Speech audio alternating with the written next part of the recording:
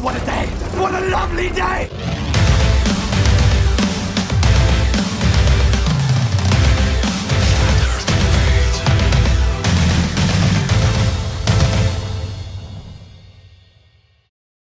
Welcome to Flat Earth Debate. I'm your host, Nathan Oakley, and if you are new to this channel, or you've not done so already, be sure to subscribe and hit the bell notification icon to keep up to date with the Flat Earth Debate. If you would like to support this channel, there is a super chat that runs alongside each of these shows while they are live, and there's also a PayPal link in the info box below this video once it's rendered. But most importantly, if you would like to join the discussion, simply mute the page you are currently watching, then click the link in the info box below this video to join the panel and express your views about the shape of the Earth. If you do join, please don't swear. If you do, you'll be ejected, and if you are, please don't try to rejoin the stream using sock accounts. You'll be warmly welcome back on the next stream. Please also share the show. Sharing the show obviously increases the live audience, but this in turn increases the chances of a more diverse panel. So please share the show. And one last time, if you're new to the channel or you've not done so already, be sure to subscribe and hit the bell notification icon to keep up to date with the Flat Earth Debate. Now we are joined by Sleeping Warrior. How you doing? Yo, yo. Hello. What kind of time do you call this? It's Spanish on a Monday, so I was just going to have one show and start at 2, but I explained that I was going to start at 2 and do one show, and you said start as soon as possible, so we'll get a show and a half, or one show that's a bit longer, however you want to look at it. Yeah. So we're basically we're gonna sacrifice the reliability and the predictability, and we're gonna become a little bit like Patricia. Me? No, not at all. Yeah. This show will be running at 2 PM as advertised. All right, okay. So, I suppose technically it would be running at 2 PM. It just doesn't start at the predictable time. So I can imagine that we would only be on, say, 25 people. Oh no, we're on 48. Should be on like nearly 100. 49. Who knows? Please share the show. Stick it out there on Facebook. I shall do the same. Shout out to Sarah Christina. Thank you very much for your donation. I spied it in the inbox this morning. Ah, your GoFundMe. So tell the audience precisely what your GoFundMe is about. Well, whilst we've got nobody else on the panel, this is the opportune moment. Okay, so a couple of years back. No, not a couple of years back. Several years back. It's a few. I really felt old when I started looking into this. But when I did my degree, I was told that if you don't do a postgrad of some kind, any kind, your degree would go stale after 5 years. So in the 5th year, I then went into the postgrad to stop it from going stale, which now allows me to do what I'm doing today. Basically, what happened was I realized that I wanted to kind of do a flat earth related thing. Didn't quite know how to get an overlap, but I felt that... Hang on a sec. Shut up. Felt that I wanted to do something flat earth related in some way and try and overlap it with something that I know what I'm doing with, because we've all got our own interests, hobbies, experiences in life. So I felt that I would have to try and find an overlap, and I was waiting to find an opportune moment to do the overlap. And it came kind of in summer, but numerous things happened in summer, and I got sidetracked with it, and different things happened, and then I needed a lull in movements to be able to go back to reconsider my position. And ultimately, it was on I think it was on a Monday, a couple of weeks back, and I looked to see whether or not I'd missed the deadline for the start of the new academic term, and I'd missed it by 2 days. It was the Friday, the Friday before, so I'd only missed it really by 1 working day. But I wanted to see whether or not I could get on this particular course that I'd seen, because I felt that I would be able to do something constructive. And obviously, flat earthers get accused of not having any peer-reviewed stuff. So I just felt that I would do this and see if I could get on the course, even though it was technically late. So I did everything that was necessary, right? And, you know, like it's like in most aspects of life, if you claim something, you're going to have to prove it if you get put on the spot. So the entry requirements to get on this particular course were an undergraduate degree and then a postgraduate diploma or some other equivalent postgraduate qualification. Now, obviously, I'm claiming that I've got both, right? And I know that some people question whether I have got any or find disbelief that I have both.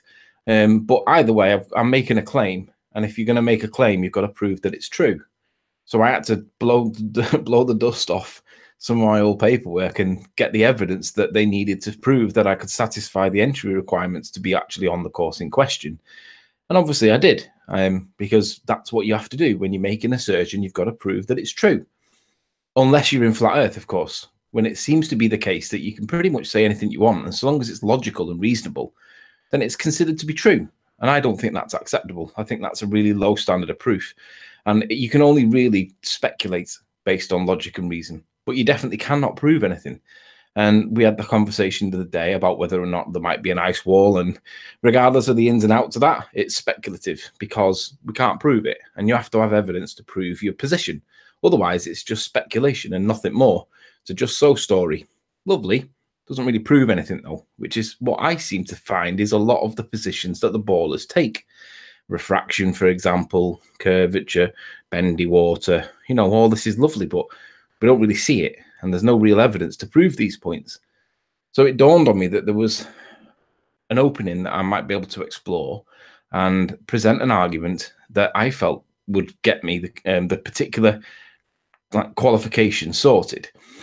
And I was going to question the validity of what we're told are truths, facts, life numbers, or whatever you want to call it in the national curriculum, because we all get told the same stuff at school. We all know that 93 million miles sun. We all know the order of the planets. So we're told. And that's basically what I felt. I felt that I would be able to question the validity of what we're taught in school, then question it with regards to what the law says we should be getting taught, see whether or not anybody, somebody, or numerous people could be, should be, or would be like accountable if it turns out that, hey, these things aren't actually being proven. These things are just a story. Logical and reasonable maybe, but not proof. And that was what I decided I wanted to do. I wanted to challenge the application of the national curriculum in regards to the facts to see whether or not we could get this distant sun sorted, amongst other things, but that's one of them. Because it's really difficult to find the actual answer. So that's what I did. I applied for a course, got onto the course, provided the evidence that I did what I said I could do and stuff like that, you know, things that ballers don't do. And the intention is to write this document, get it peer reviewed through the exam board, back out the other side, and then for it to stand on its own in its own right as a peer-reviewed legal criticism of, or critique of, whether or not the national curriculum can prove the things that it teaches us all from a very young, impressionable age about the things in the solar system. Because I don't think it can. I can't find credible, reliable, repeatable evidence, citations for the distance to the sun. I can't find a continuous, it was a such and such a person in such and such a year, and he used this technique. The evidence just isn't there. Every time I look for it, I get a different one. I get a different person. So it's the lack of like continuity or reliability of the evidence for me that makes it sound plausible, at least, that we might not be being taught facts. We might be being taught stories that everybody just accepts are facts, but that doesn't make it true. Evidence is important. Stories are not that important. And hey, Travis. Sorry to interrupt. Hey, Travis, how you doing? Good morning. Good morning. Yo. So basically, it's a case of, can these people that we were taught from prove that what we were taught is true? And I'm not saying it's flat by asking the question, but I'm asking to see the proof, not the just so story, not the logic and reason. I want to see the proof that we can know the distance to the sun. And I've not been able to find any. And the longer it's gone on and the more I've asked the question, and the less people have come up with any responses at all, or responses that have always got that little bit of woolliness to it. It was felt that, it was decided that, it was concluded that, not proved. It just started to make me more and more doubtful that these are actually true stories. It sounds like they're just so stories. And if they are just so stories, is that what we should be expecting from our education system? Or should it be taught that these are just so stories and this is what we think at the moment, but there are other interpretations for the things that we see in the sky that we call planets? And that's really what I'm going to do. I'm going to attack what we're taught, see is anybody legally responsible, and basically try and find the proof that these things are true. And if they're not true, then I'm going to present the argument that states that, well, why are we being taught this stuff? people should be getting taught either the truth or this is one thing that we believe, but there's an alternative explanation, and it should be one or the other, and we should get the choice to decide ourselves. And that would make exams far more interesting rather than being dogmatically taught that the sun is 93 million miles away and Mercury, then Venus, then Earth, then Mars, because it's basically a narrative, a story that everybody has to recite. And there's no thought in it. It's just repetition and theme. And I'm just wondering how valid is the story that we were told as kids, because I've got a feeling it's a story and it's not truth, but it's taught as truth and we've all been deceived. That's what I think. So I'm going to do a paper. And the beauty of it is, right or wrong, if it works out that I do find out information that proves that Mars or Venus or whatever is what it is, and I can find it in numerous citations in different places, and they all corroborate the same version of events with the same evidence standard, then I'll present that and I'll say maybe the Mars is as far away as what they say, or Venus or whatever. But it's the lack of reliable, credible, repeatable information or evidence that supports one particular story that's the problem. And I think at this point, I'm going to be saying that it doesn't seem to be conclusive either way. But I have been given a document this morning about Jodrell Bank, and I live right near to Jodrell Bank. So I'm going to be making contact with them because they are cited as being people that measured Venus's distance using radar. So I'm going to try and contact them through the university email address. And I'm going to try and see whether or not I can get hold of these documents because there must be evidence at Jodrell Bank. It's only down the road from me. And if I can, I'm going to go there. I'm going to see if I can actually see it happening, even if I have to pay. I'm going to see if I can get them to do it for me, or at least produce me something with Jodrell Bank written on it that proves that they did it and this is the results. Because I've got a feeling, again, that these things are just so stories and not actual evidence that proves that a certain event happened. So that's why I'm doing it. That's the GoFundMe. And, well, we're halfway there, and we haven't even plugged it, really. Well, so I've stuck it in the chat. So while you've been talking, I've been spamming the chat with your GoFundMe link. So if you're watching this either live now or in the re-up, go and at least check out the GoFundMe page. It's got a lot more information on there, and just share it if nothing else. You know, it'd be great if you all obviously contributed to it, but it'd be also great if you shared it. So go and check it out. The link's in the public chat now. I'll leave a comment on the video once it's rendered. But yeah, go and check out the GoFundMe page. So that's basically where I'm at. That's why I wanted to do it, because I want to challenge critically the current thinking of what we're taught. And I think it's a valid thing to do, because once you get access to university databases, you get all of it. You get everything. Now, obviously, you're only going to use one or two in your niche area, but you get everything. So I'll be able to get access to the science and technology department, for example. So I will be able to get journals that cite accurate measurements to the distance of the sun and all that. And I'll be looking for the wiggly words that give wiggle room for the strength of the evidence that's presented, because they're always going to be there as far as I can see, because it always seems to be the case that they're full of wiggly words. So that's where I'm at the minute, and I'm doing it because I believe that we might have been lied to. That's basically what I think. Cool. So very cool. You're going to do a let's get it right, Sleeping Warrior-a-thon soon, are you not? Yeah, after the show at some point, probably maybe 6, 7, 8 o'clock tonight. Not entirely sure. Whatever time we can work around and get it done. Cool. Look forward to that. Excellent. Shout out to Tornagown. To who? Tornagown. He says, Riley, you are a twat. Somebody retract it, please. I just approve that comment. Did you see Jaren last night retract the shout out that we did? I did. I laughed so hard. I put it in I was listening in the background, so I wasn't necessarily in the chat the whole time. Shout out retracted. And then I heard no, retracted. I was like, what did he just say? And I went back and spun it back, like rewound it on the DVR. And then he said it, but then he repeated it. He was like, oh yeah, I was retracting a shout out to the trolls. He's been watching. Yeah, I thought that was very funny. Yeah. So I'm just looking at the live feed now, because I've actually got Nick blocked, and he says you can buy access to journals for 40 quid, not 2,100. Yeah, but you don't get the peer review element if you get access to journals, and that wouldn't be seen as being peer reviewed then, would it? So come on, no. Nick, think about it. No. No. Let's contextualize it. He's saying you can go and get the distance to the sun from a nature journal for 40 quid. Oh, right. Is that what he's on about? Yes. Lenny Harry says, Riley is going to give out the name of the university so I can phone up and track his progress over the time he's on the course. I'll be doing regular updates. You won't need to ring up any universities to try and find out where I am. I won't be volunteering it because of people like you.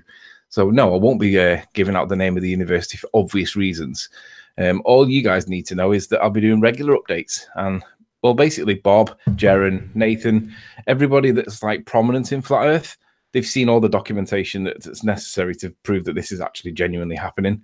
There's no question that I'm doing this course. I will be sat there with my bum on the seat and I will be part of it. Cold shivers.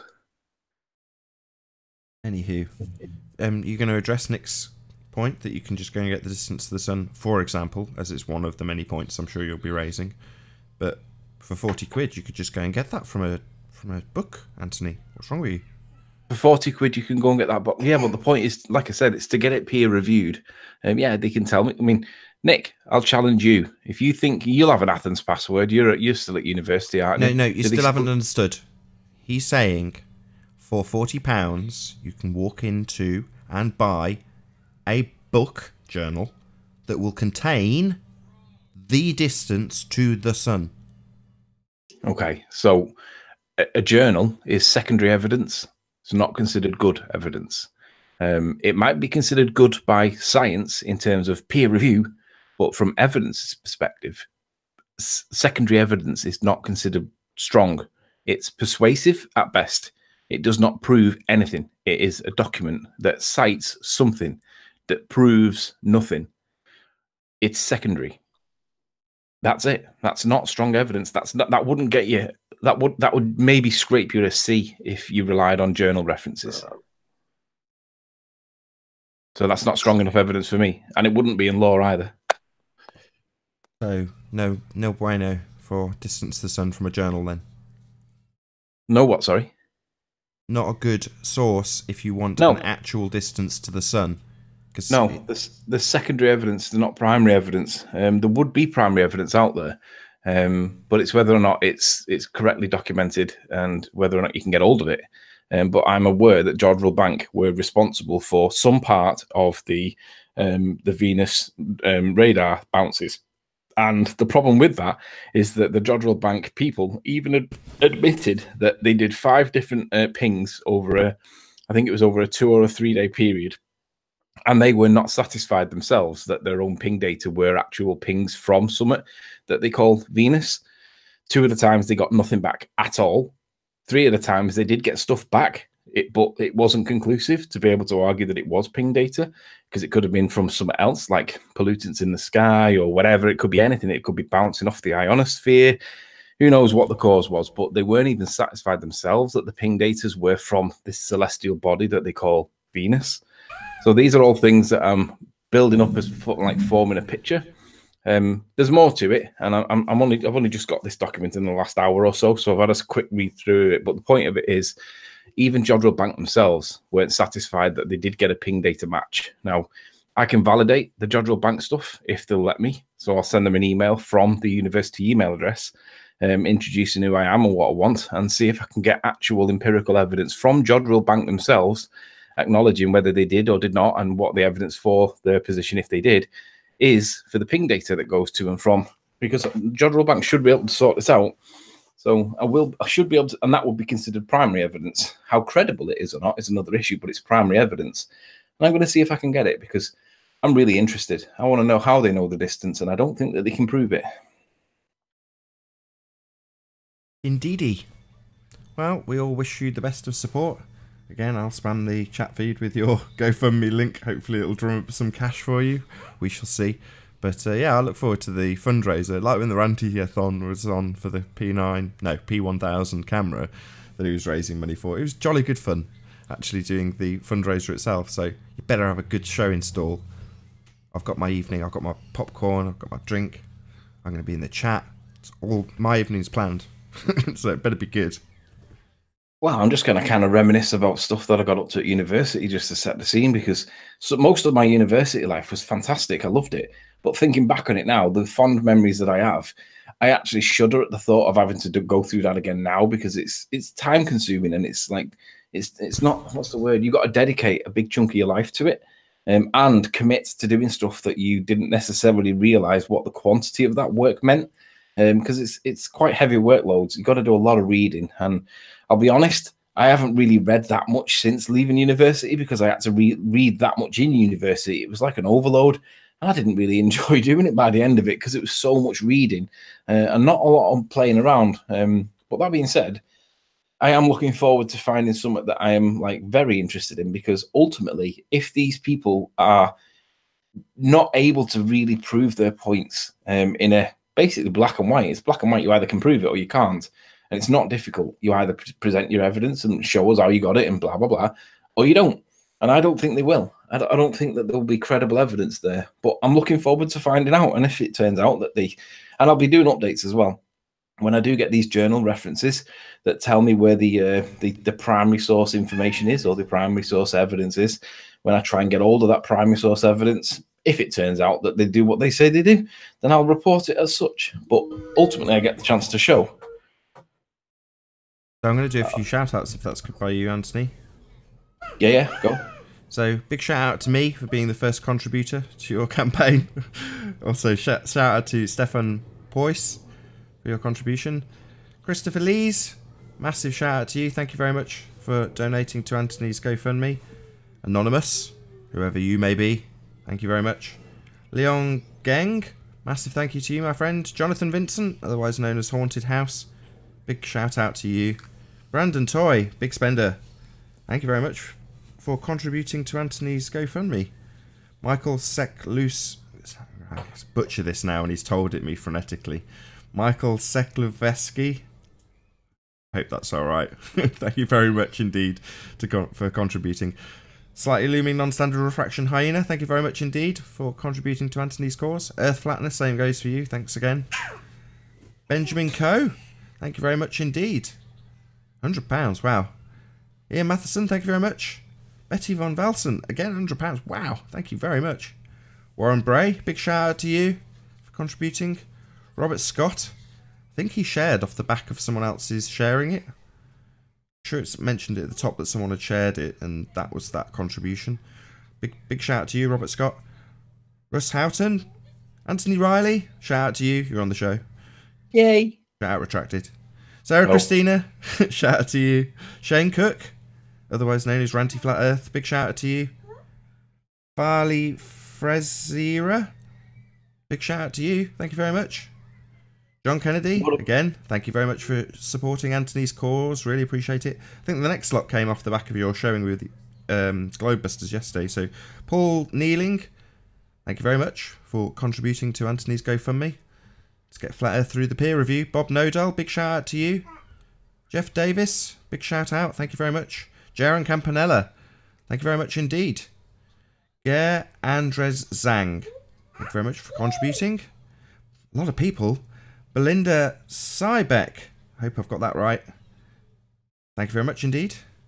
David Killen, David Killen, thank you very much for contributing. Paul on the plane, or Paul, good on you, my man. Thank you very much. Carl Cyrus. Thank you, Carl. Really appreciate it. And last but not least, Fitzgerald DeGraff. Fitzgerald DeGraff, thank you very much indeed. And we are joined, excellent timing, by Adam, who did a really, really good presentation. I think it was just a snapshot of it that you published, but good to have you here, Adam. Hi guys, you're right. Very well. Tell us about your presentation. I'll plug Anthony's GoFundMe one last time in the chat, but maybe you can segue away from Anthony's e-begging and we'll move on to your presentation. I was just coming to support the e-bagging, actually. That's what I was just saying. We gave it a good shout out on Friday night as well. Hey, Adam, can you just confirm that when people apply for a particular course, when it gives the entry requirements, they are very military about proving it? So if the entry requirements dictate that you must have an undergrad and a postgrad, then you've got to prove that there's got to be an undergrad and there's got to be a postgrad. And logic and reason, or the word of man, is not considered good enough evidence for the sake of getting on a course. Could you just verify that's true?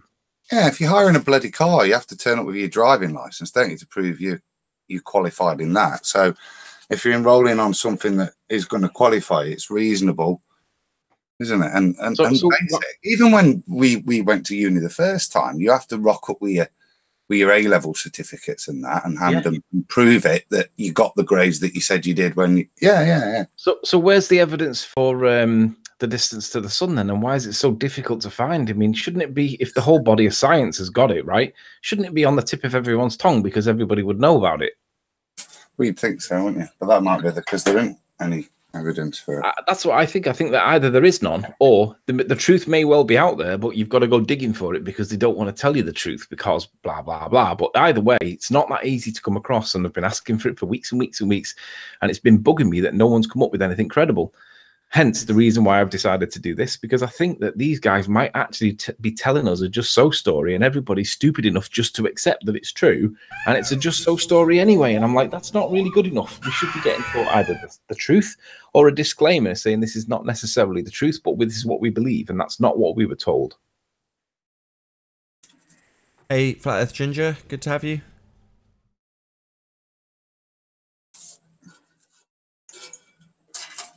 Or maybe not. He hasn't removed anybody. No, I think he's just away from his mic. Is this the guy that joined yesterday? He's just had a recent name change. I think he was called I'm Sorry or something previously, or no. I remember him. What would be really cool is if we had Tufter Trees that made a donation, or somebody, you know, a decent troller cat. That's what happened on Ranty Show. There were some genuine ones, but you know, people were donating and saying they were the rumpus and things like that. Yeah. Where are you up to, Anthony, at the moment? What's the totalizer on? Just over £1,000. Oh, excellent. Yeah, we're getting there. Halfway there, basically.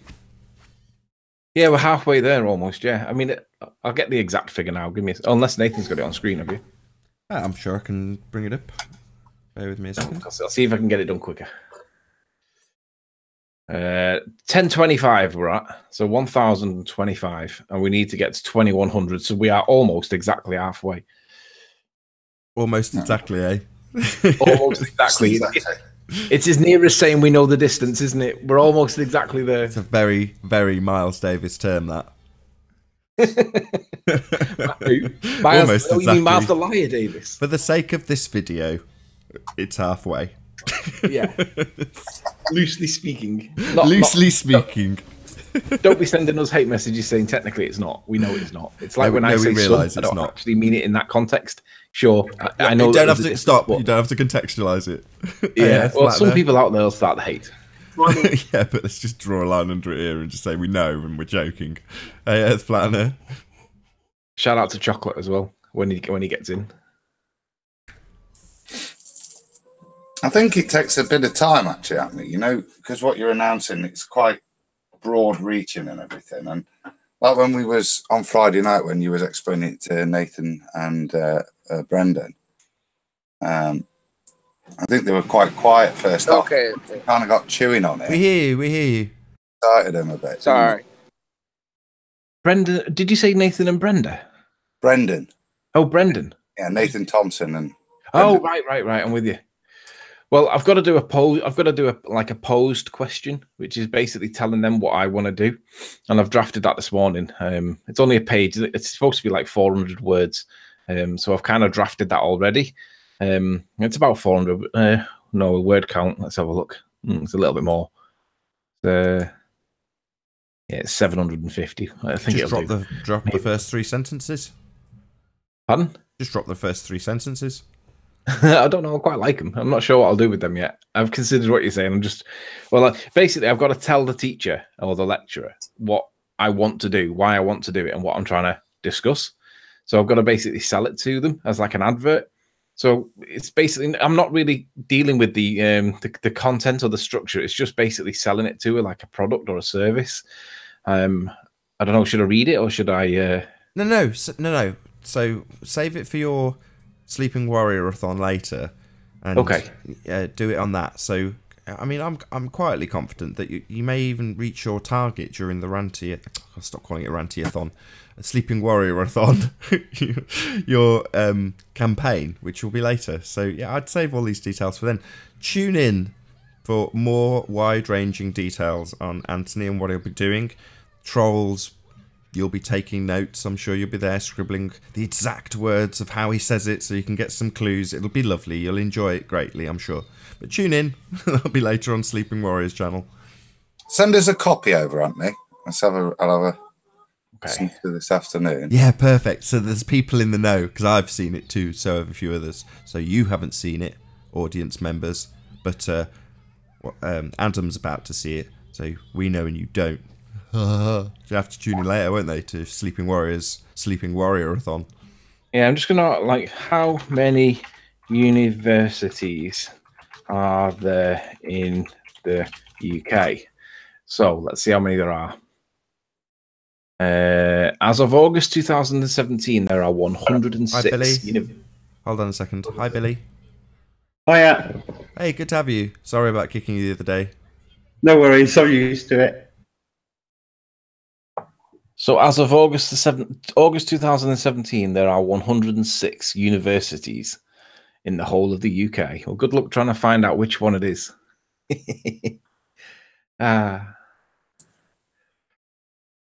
Won't people just automatically assume it's whatever university you went to last time? Maybe. That really happens, though, doesn't it? Yeah, people don't tend to do that because you tend to. Well, maybe they would. Well, they don't even know what my last university was either. They haven't worked it out. They don't even think that I went to 2 universities. Most people think that I only went to 1. So there's some ambiguity about whether or not this is a flat-out scam. You've not got any education behind you whatsoever, and you just want a couple of grand, and then you're going to run away. Well, the trolls are not very good at research. Sometimes they claim that they're fantastic at research, but they're not actually that good. Are you on Wiki? Are you on Wikipedia? Are you personally on Wikipedia? I don't think so. Oh, well then forget it. If I am, I'm not aware that I am. I mean, if you were on Wikipedia, they'd know all about you, wouldn't they? Instantaneously, because that's primary source research right there. I guess so. Yeah, but they can't even find whether or not I've got the secondary qualification, the postgrad. So I think somebody somewhere has found the undergrad. I don't really know how they did it. I'm not that bothered. But what's interesting is that they could find one but not the other. And I don't really know how or why they've not found the other one. But it doesn't matter to me. It's like, good luck looking for that one. So I'm pretty certain they're not going to get anything. Because you need to know what faculty it's coming from. And that's half the battle, knowing. If you don't know the university, you need to know what faculty it's coming from. So, I'm just going to sit back and put my feet up and just let. I mean, what I've got to do, I've got to go through a particular course that teaches me about the library, where all the electronic resources, how the electronic resources work, and where all the physical resources, the paperback resources are, how to order journal references. I've got to learn that again because I already know the electronic stuff, but I mean, it'll all be slightly different. There may not even be an Athens password anymore. But I think there probably will be. But the point is, I've got to learn how to do the basics again. But once the basics are done, I already know the content of the material and stuff. So it's just a case of putting pen on paper. Say again. Nobody said anything. Oh, I thought I got interrupted. Have we had you on before? I've got Nada as your name. Is that what you want to be called, Nada? Yeah, I'm was, but I changed it to Billy Was. Ah, okay. That makes sense. I had the Buzz Aldrin on the Buzz Lightyear icon before. No, I know exactly who you are now. Yeah, he's got good hair. I remember one time he came on. It looked like he just blow dried his hair with them. Ow! Don't do that. Oh my god! I haven't watched it this morning. I'm being murdered by the dogs. I'm gonna have to go on mute a minute. So what about Earth Can I ask flattening? a quick... Sorry, go on. My bad. Was not was. Hey, chocolate. Good morning. We haven't heard from Earth. So I was just gonna say we haven't heard from Earth Flattener yet.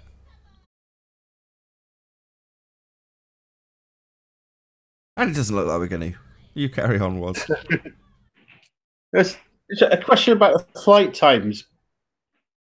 I've heard people saying that the flight times are the same going from different countries.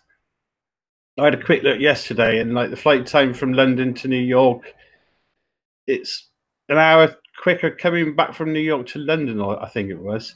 Is that jet stream, or is that well? It's not going to be the spin of the earth. So is that jet streams? Is it? Yeah, trade wind. Yeah, I think basically. so. We do work to and from Manchester Airport a lot, and flight VS074 coming in from, can't remember where it comes, Orlando, I think it might be. That always lands an hour early.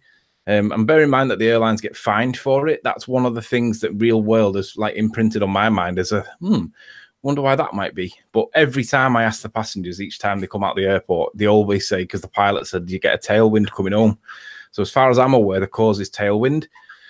Some people might say that's Coriolis. I'm sure George would say it's Coriolis, but he argues that the atmosphere sticks with the Earth, so I don't think he could argue it. I think the cause is actually winds. Might be wrong, but that's what I am led to believe the cause is. It'd be nice to have some sort of proof of some flight that doesn't fly in a jet stream with a tailwind, that it's the same amount of time both ways. I think the trouble is, is this validity we're putting upon the time, as if the time the flight takes has any bearing or major bearing on the distance travelled. I fly to Italy and back a lot, and the flight will leave half an hour, 20 minutes late, 10 minutes, 5 minutes early, but it pretty much lands at the same time. So I think these aren't measuring tools. We've got aeroplanes. They're running to a clock and landing to schedules, and so their path time is pretty much dependent on when they're allowed to land. So the air time is. So I think there's a hell of a lot of leeway, and it's not just so much air speeds that can help, but I think the majority of it is the landing slot, and they'll time the flight accordingly. And if they wanted to fix it, all they got to do, because most of the planes run on the automatic system, don't they, George? All they got to do is set the computer to either speed the plane up or slow it down again accordingly to make it land at whatever time they want to land at. If you know what I mean? Yeah.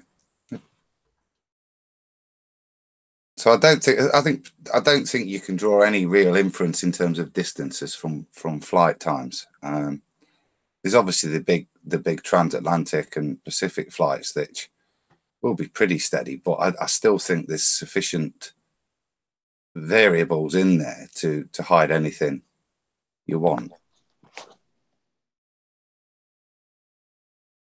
Yeah, it's the cause that's the issue, isn't it? There's always been a couple of things that it makes me doubt the flat Earth, but like that being one of them. But that's just a slight one. And the other one is like the picture that Nathan's got on now, the sunset. What about it? But as the sun moves away from us, I know we don't know what the sun is, and we don't know how it works, but like when it. So I've seen the sun that dropped down, and like half of it is disappeared over the horizon, but I've seen other ones that it just gets smaller and smaller and smaller. And I've never like filmed a sunset, and I've never really seen one properly to differentiate whether half of it disappears or whether it gets smaller as it goes further away. Okay, I mean, there's a couple of things. There's a couple of things I take away from these images, which I took. First thing is that the thing that the sun is actually going over is a land horizon. So this isn't like those water shots. The reason it's being obscured is because there is something obscuring it, i.e. a row of trees on a hill in the distance. So that's the first thing. The second thing, although it's small, you can see that there is a point in what has been obscured after the videos reach this point. The audience can see, but for your benefit in the Hangout, the horizon, if you like. There's also that very limited angle to whichever point is not just being obscured by whatever's in the near foreground, i.e. this row of trees. So you can still see that it's reaching that diffraction limit because it's squashing anybody who watched Globebusters yesterday saw Ranty go through this in great detail, and I was screaming from the chat going, we're talking about the diffraction limit, and the sun, regardless of what it is definitely reaching the diffraction limit when it does this. That's why you get the inverted reflection, as Fouquet word incorrectly identified it as in his most recent video. And again, I was in the chat going, he described it later on in the video, but it's at the point where you're seeing a reflection of the sun upside down upon itself. It's not a reflection. It's not a reflection off the water. That's caused by the diffraction limit of whatever you're using, be it your eye or a camera, being reached. And that's down to the angle of view. So in the same instance, there is a point beyond my horizon, this hill in the near foreground, where the sun's going to go and continue to appear. It's only got an apparent position, remember, to get further away.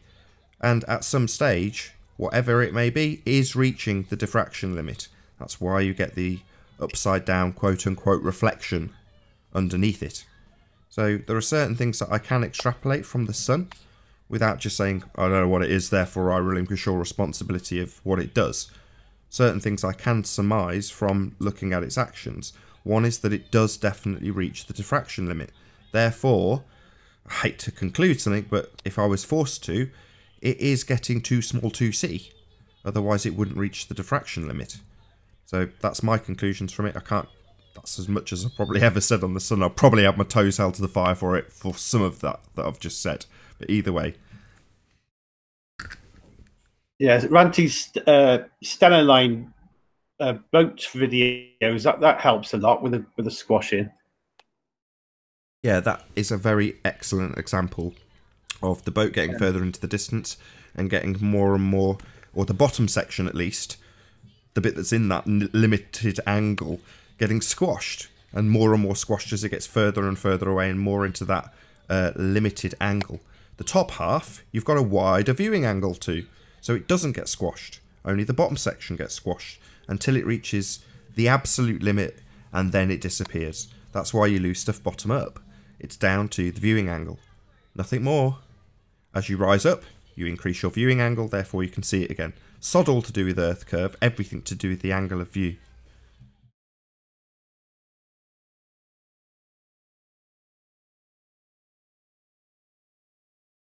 Also, it's really pretty.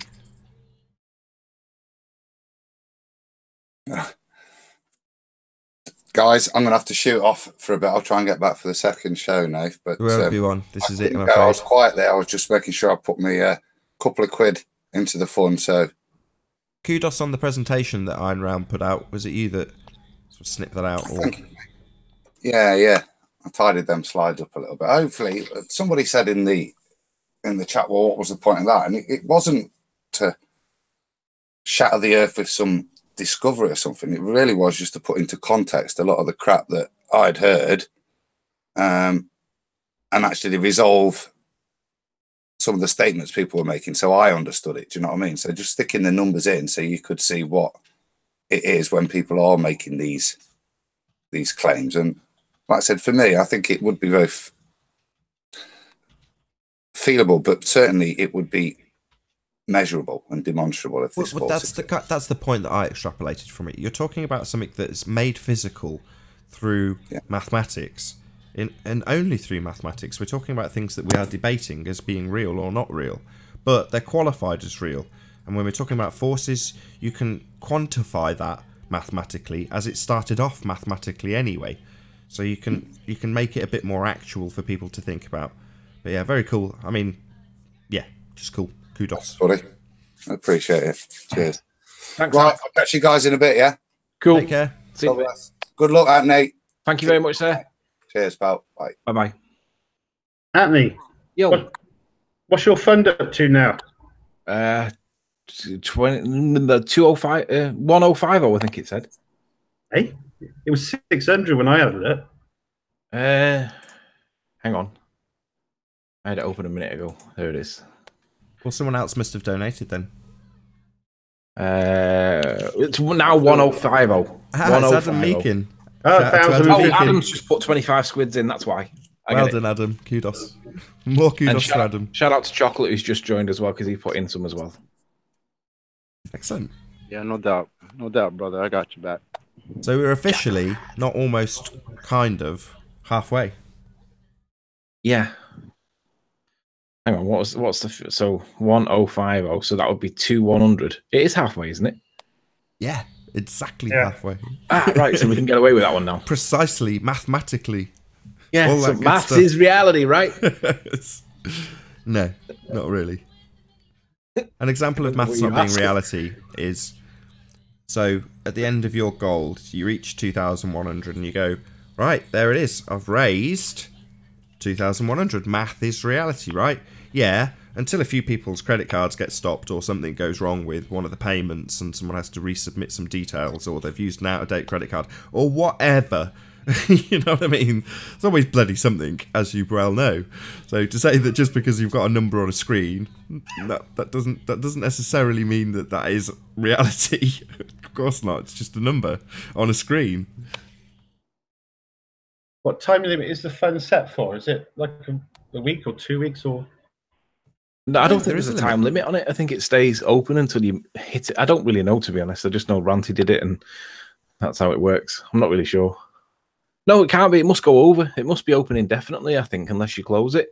Because when I was looking at the web page, the homepage, like there would be like person A that wanted help for medical treatment or following an accident of some kind or whatever, and they needed, say, $1,200, and they get like $19,000 or something like that.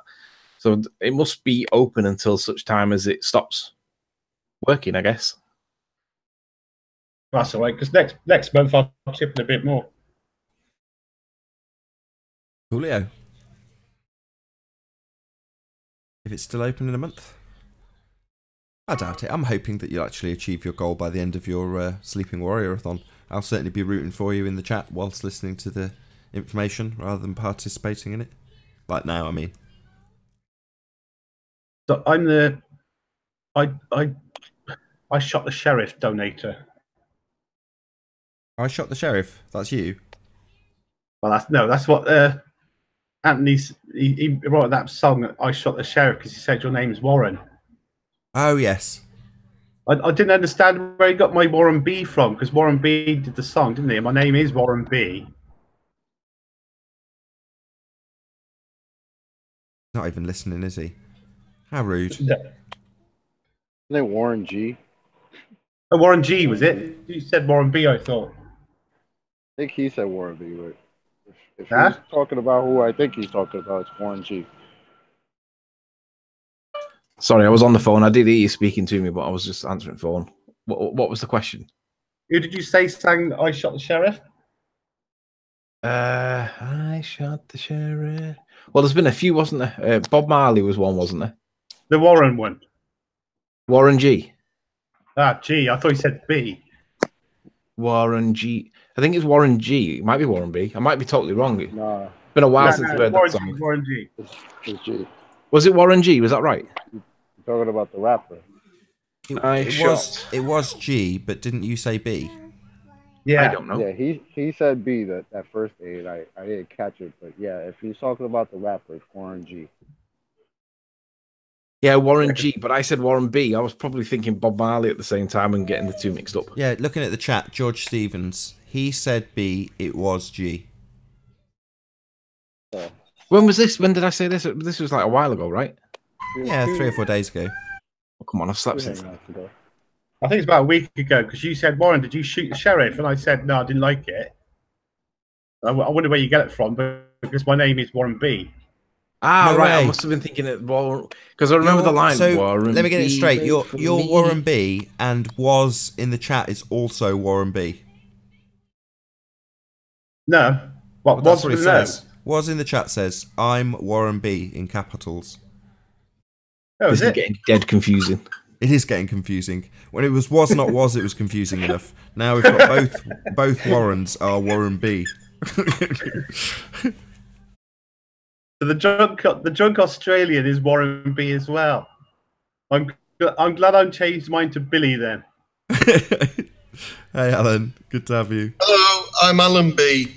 Oh, don't confuse things even further, for God's sake. Oh, he's only come to say that. That's all he dropped in by. I love it. Just to confuse things even further. Oh, it was silly. Yes. Anyway, that was very flat Earth related. Love it. Oi. We haven't done housekeeping. Are any Globers on the panel? Everyone falls deathly silent. Any Glowbeds on? Any Glowbeds on the panel? No. No. Bummer. Oh, well, I was going to do late housekeeping because there's only going to be one slightly longer show today. Need a Globehead on though to do it mid-show.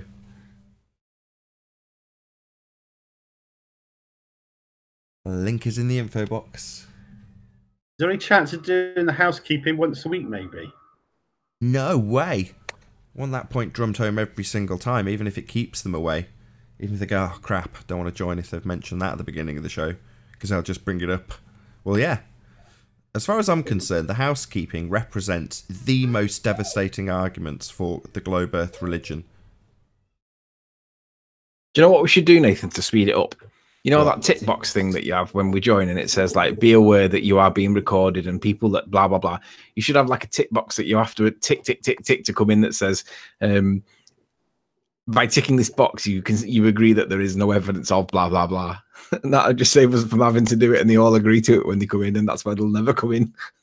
Might get Negator X on, hopefully. We'll see.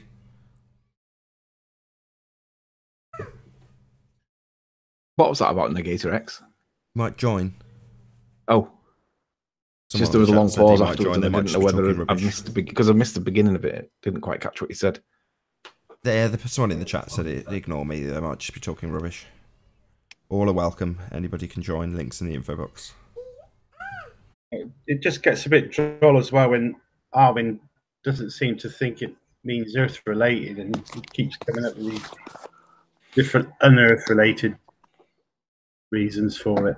I know. Did you see the little 1 minute video I released just before the show? No. I didn't make it yesterday. It was the Westy walk, and I was out taking the dogs for a walk because we do it once a month, and if it's local enough. And whilst I was on the show, I caught morning. Check 1 2. Hey, good to have you.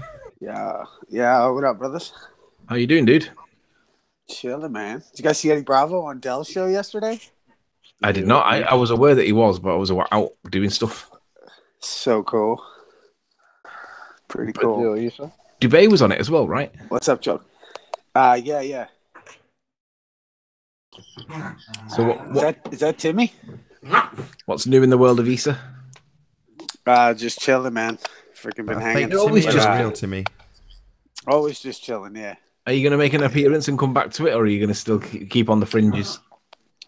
I've just been, you know what, man? I'm not in the spot where I'm like putting together all the because when I was running the shows, I had to have everything set up correctly, and I just don't have the internet and the time, and I'm all over the place at the moment, so it's kind of been a little different, but it's good. I like it. I mean, there's only honestly, like, God bless you guys, because there's only so much.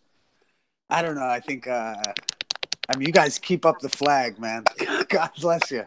I did it for a couple of years with the debates, but it's tough to keep going. So respect. Is that a real Tim I kicked? Because I didn't get a hello out of him because you guys were talking. Not that I'm moaning at you, but yeah, I asked too. I didn't hear anything. Yeah, me neither. Okay, well, if he was, try again. So do we have some Aussies on the panel? Where's Roofy? He was supposed to talk to me about Roofy. Forgot that gag. Roofy, because he sends everyone to sleep. Yeah. Well, he made a video about the 600 nautical miles, and he did when he made the video, he calculated from WGS 84 from Google Earth and didn't actually stay true to plain sailing navigation, which is you treat the latitude and the longitude lines as like a box. You don't change the angle if you do it. But he made a video kind of trying to talk about the 600 nautical miles being flat. And I was wondering if he'd been back around. Has this been eating you up, Issa? Has Roofy been getting to you? No. I like Roofy. I just haven't talked to him in a while. This is usually the platform that I do. So he's an Aussie too. So he's a good dude to get on here. Has he got it wrong? Well, I don't think he's got it wrong. He did his calculations, but it was interesting because he's like, oh, like anything over 600 miles, they're saying that you have to use spherical trigonometry, but not many people navigate further than 600 miles, other than shipping and stuff like that. But that's hi, James, Jimbo. But that's another issue too. Like over the 600 miles. But he did it, and he was pretty close, and he was like, "Wow, that's pretty accurate." But he had changed his own. He didn't stay true to the idea that you're supposed to treat it as completely flat, longitude and latitude lines, similar. You know what I mean? The same. But I'd love to have a discussion with him about it. Can I mention a new post up by J. Tolan Media? He did another flight, and he has a presentation where he basically is trying to demonstrate 1,200 miles of view, in fact, beyond, with his IR from a plane. He posted yesterday. Yeah, Bob mentioned it was 1,200 miles. I think he put it live whilst Globebusters was on late last night. That video was crazy. Yeah, it's crazy. It's like right up to Hudson's Bay. You can see the near shore and the body of water. I mean, I saw that, but I'm not the best at critically analysing these sorts of things. I know you're very good at that, Anthony, but I'd appreciate someone laying it out better than he did. I mean, don't get me wrong, I looked at it, I saw what I saw, but how strong is it? It's one of those it's hard to comprehend what you're actually looking at in terms of what's this useful for? Do you know what I mean? It looked glorious. Yeah, it's worth more review and analysis a bit and understanding. It does look very telltale that it just mile after mile fields and water and lakes and just off to a flat distance, huge plain.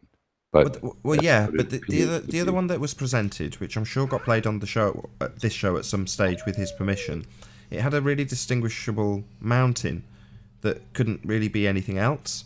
So it instantly for me, it was quantifiable. Do you know what I mean by that? Yes, definitely. These black sort of things that he's identifying as both the Great Lakes and this further body of water. Yeah, it's new. It's a first, so it's not tried, tested, and repeated and sort of, vetted sort of. It's not perfect. Certainly far from. You can't call it a case closed, deal over. It's still going to take time to do more of them, do more ground tests with nice IR and nice zoom lenses and stuff, and just do further kind of validations with these new distances and stuff that are kind of sharper, or I don't know, just find a way to improve on it if it is indeed what it is. It's good, but it's not quite good enough. I agree. It's pixely back there, but in general, it's congruent with some of the speculation about the condition of. You think maybe it's because we don't get a whole lot of footage in IR? It's kind of new. He's been like a pioneer in it for, well, not necessarily with flat intent, but he's certainly been a pioneer in getting some great distance shots with the IR filter, and right now he's got footage I haven't ever seen before. Like, I don't think anybody else is doing that right now. No, and some of them, like the LA one, that's pretty sharp. That's sort of like seeing across to Chicago or something across the lake. It's 100+ miles. There's another mountain in the background in his LA video, I guess it is. It's from the ground. He's on the ground. Sure, he's on a hill and stuff, but again, he's pulling stuff up 200 miles away. you know, nothing hidden behind no curve of 8 inches per mile squared. Yeah, because these things should have fallen well behind the curve and not even visible. There should be a horizon before we see these things. This is the Ball Earth model. There is no bulge, there is no drop, there is no contour. It just looks flat. Like Nathan says, it's obviously and observably flat.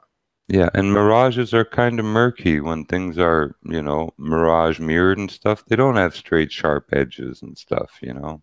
It's and they navigate 600 nautical miles on a flat, square mapping process. Yeah, and which means that by two. You know, it's hilarious. I'll never forget the one time I was in here. Ron Burgundy brought up how he goes, the reason that they did that was because they didn't have computers like we have today. No, because look, we tile a floor. We're doing square feet, you know. I know, no, it's not a linear square feet. It's a squared. Like floors in people's rooms are kind of boxy, right? So the floor is square too. So smaller subsections of 1 foot by 1 foot, like subsections of the ocean at 1 nautical mile by 1 nautical mile. It's not linear, straight out in front of your nose. It's in a block form or square flat form, side by side and around. Yeah, it's interesting, which means that no boat went over the curve of the earth at the beach. And that's the beauty of that.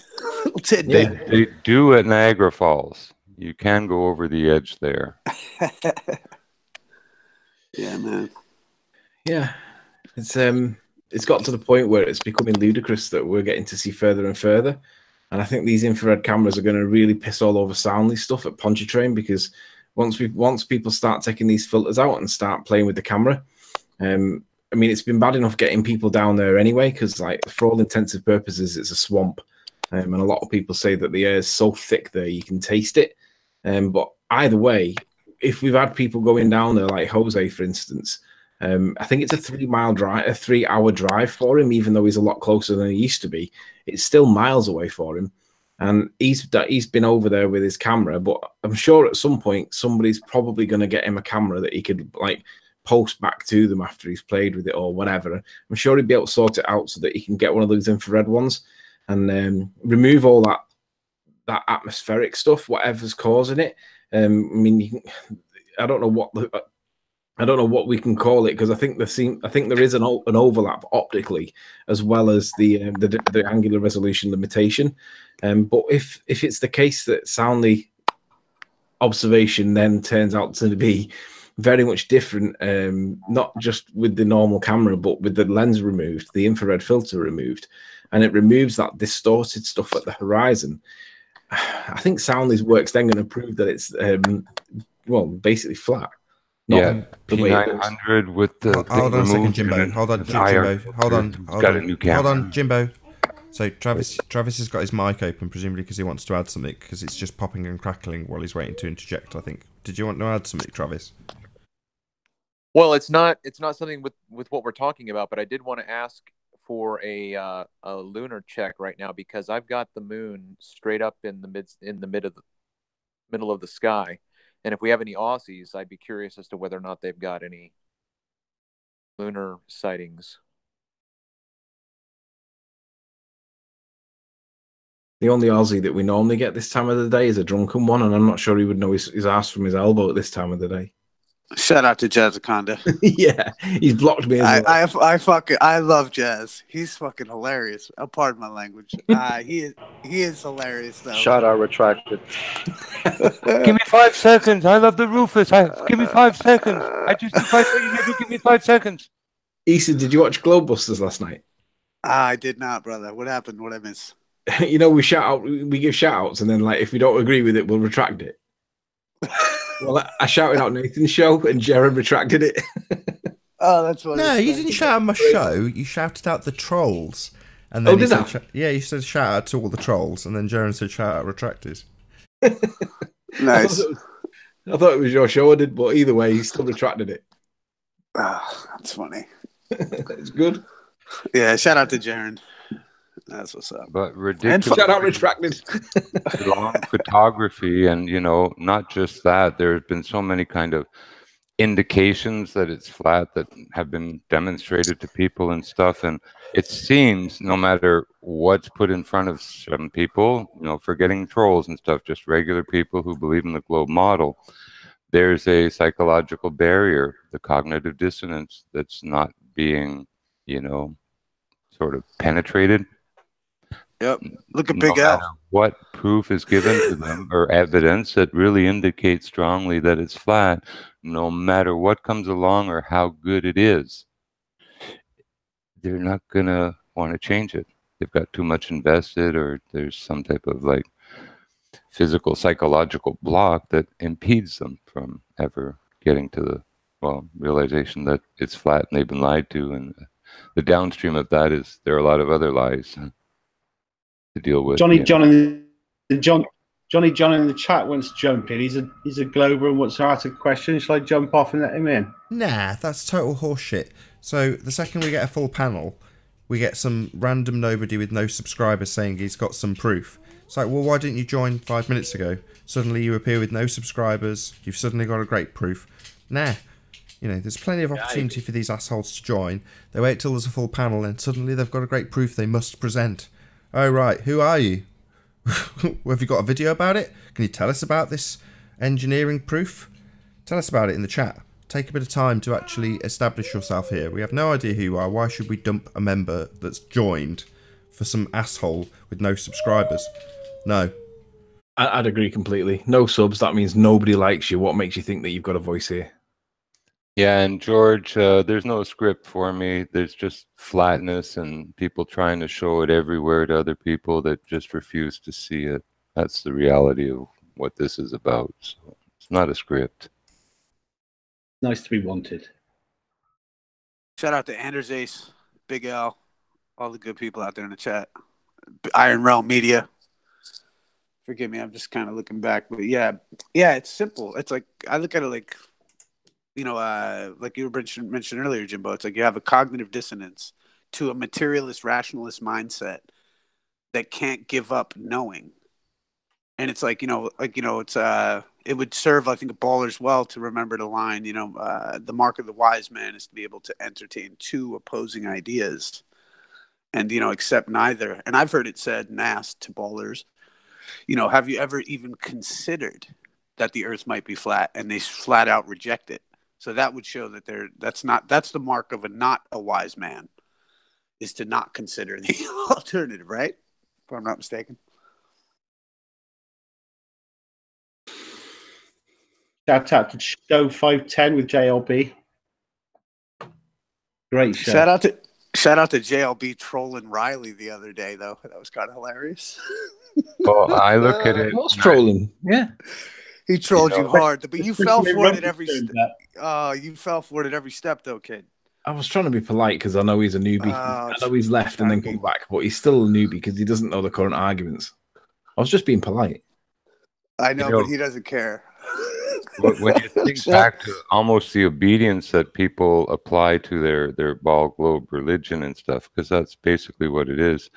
As children, we're taken from our homes, put into these public schools, and we have to be obedient. We have to raise our hands before we can ask to go to the bathroom or stuff like that. We're conditioned to obey, respond to authority, and always sort of follow.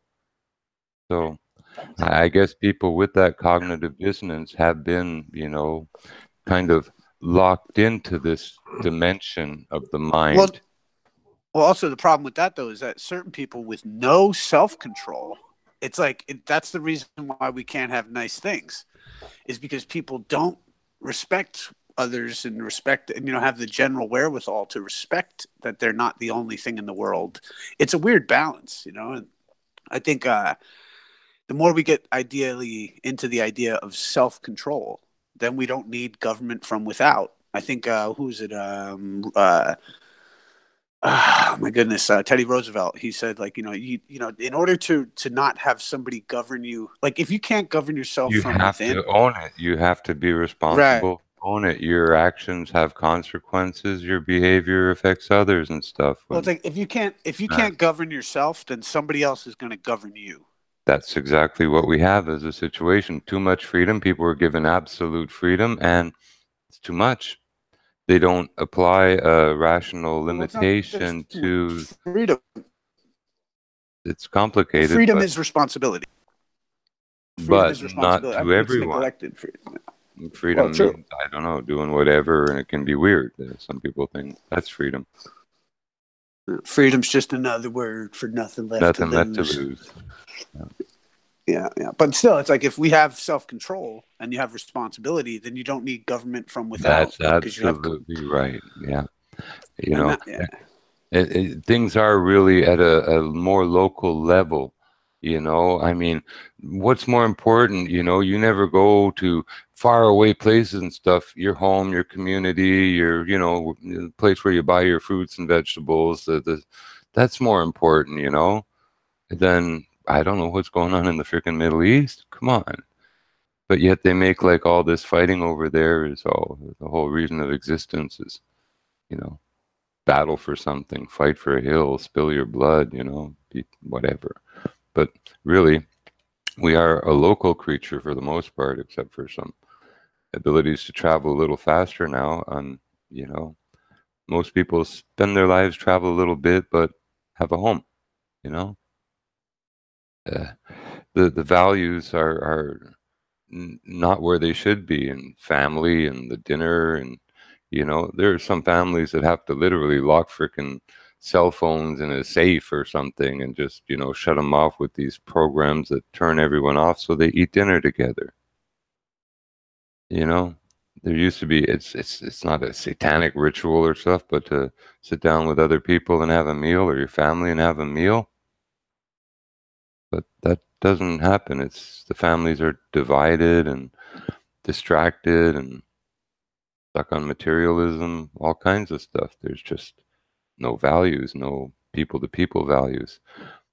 These skills are lost when they came out with the gaming consoles, and two kids will sit and play like Carmageddon for days on end, or the crime car top auto theft or whatever.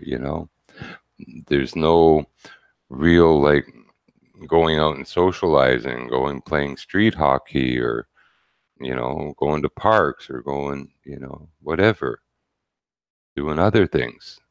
Well, they don't get also too. It's like people aren't taught those kind of behaviors too from like let's say they're folks where they're like they aren't like they're like people are inactive almost. I don't know. It depends what kind of families you're around. I know lots of kids that are like or families that are active that still run around, but certain people don't. And it's like that's why I was saying before. It's like it's like one person that doesn't get it is the reason why we can't have nice things, because somebody messes it up for everybody else. And I think as long as we learn how to self-correct, and I think we're and like take like flat Earth. Like I don't think like this is an idea we've been deprived of for the last 100, almost 50 years, if more than 50 years. You know what I mean? Yeah, well, it's the mentality of, Judeo-Christianity, and, natives didn't have words like mine and, my property, and, they had ours, and, it was more pluralistic. You can't own the land. You can't own a river. You can't really own the fish. They belong where they are because they are what they are. But Judeo-Christians come along with their talking leaves and, oh, I own this land now. Oh, you can't come on it. It's private property. You're trespassing. I shoot you. Dog eat dog. Well, see, though, I gotta say that fenced off, and you have no real freedom because of this lie of property and ownership when it belongs to nature itself and the creator, whatever, and all of us. This sort of like maniacal ego of ownership, and this greed and other stuff, and this thought that, oh, I have this much land, a big house, 5 cars, I'm Mr. Big. You're no bigger than anyone else. I don't know.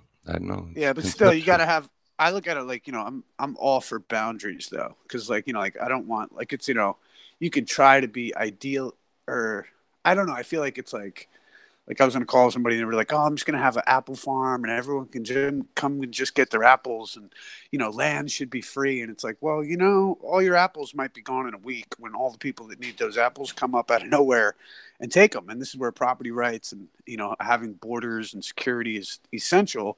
But it's like it can't get out of hand where you're not going to lend a helping hand to people. Like the community has to look out for itself.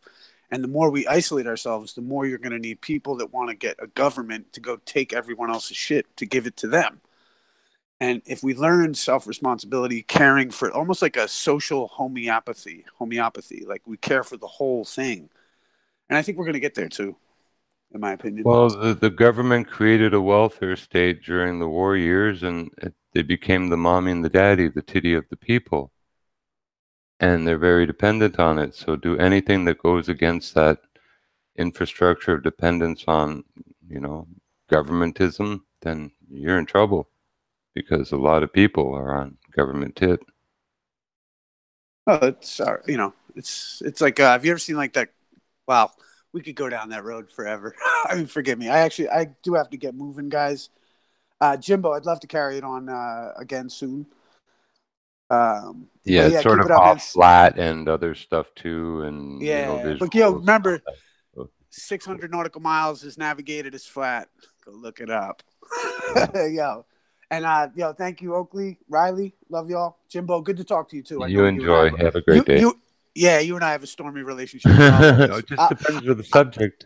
I'll remember this. Is like, it's like anyone that's been out here in this flat earth debate. It's like, even if we've crossed paths and sparks and all the rest of it. 3 years, it's always been fine. Yeah. Right on, brother. Right on. Oh, I'm fine with you, dude. Hey, we argue, but that's then and this is now. That's also what we're here. We're here for that too. I love it. You know what I mean? We're arguing about subject. It's not about love or hate or anything. It gets passionate. It gets heated, and that's cool.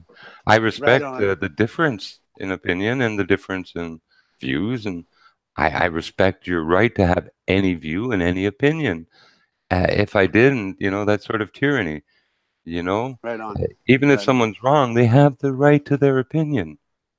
Right. Yeah. Even the fake news has to exist, right? As Donald Trump said. Fortunately, yes. Rich guys like rockets. What's cool too is that Trump said rich guys like rockets, and now they got to pay. And do you know they blew up four sites for NASA that were the takeoff points?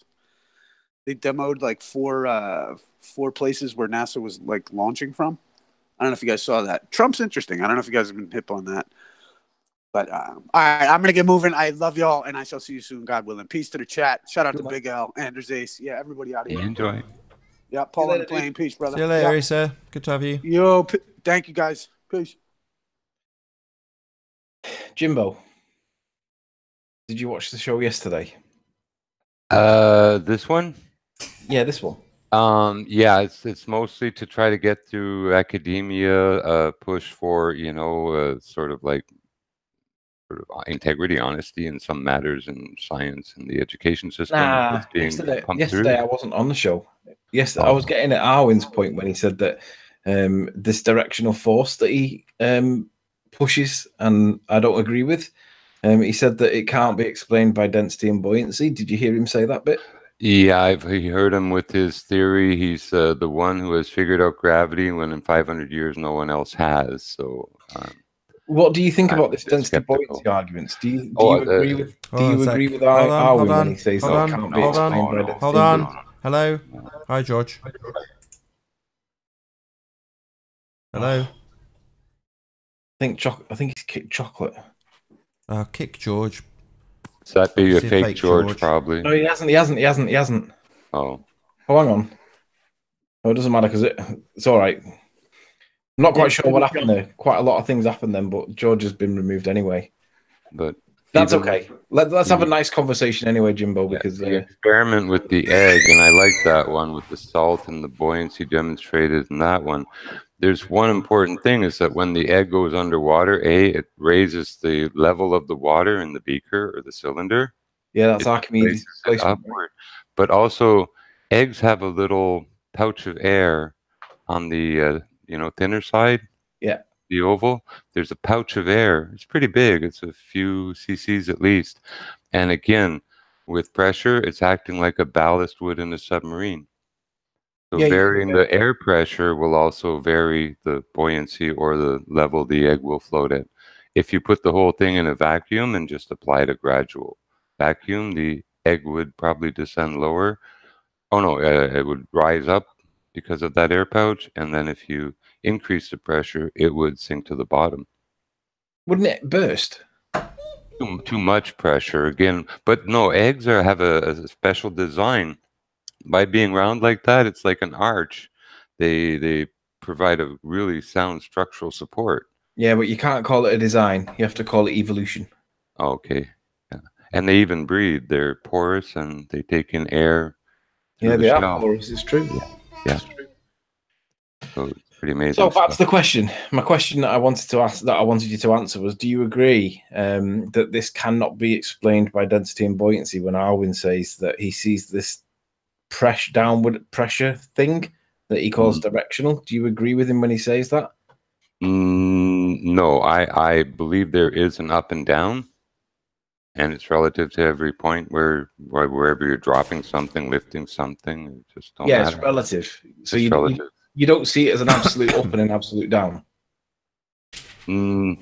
Well, from our point of view, on a plane, absolutely, yes. It's just straight up vertical on the z-axis from like your head to your toes. It's just straight up through you. That's your z-axis. All right, you're being wishy-washy and vague there because you're overlapping two concepts. Is up and down relative, or is it up and down not relative? Not relative. If you're laying down, you have to stand up. Do you agree with Arwin then?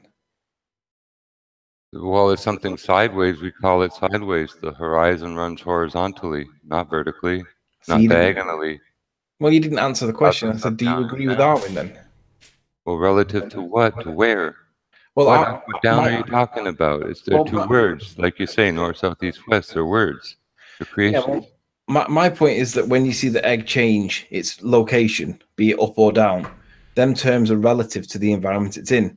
Oh, okay. Arwin says that they're a direction. And I said, well, the egg doesn't recognize a direction. It just knows whether or not it needs to there is no down to that egg. There is no down. There's no force pulling it down. Correct. So it has to be relative. Absolutely. Yes. In that sense. I was thinking of a mass in the air, like a body, like you or I.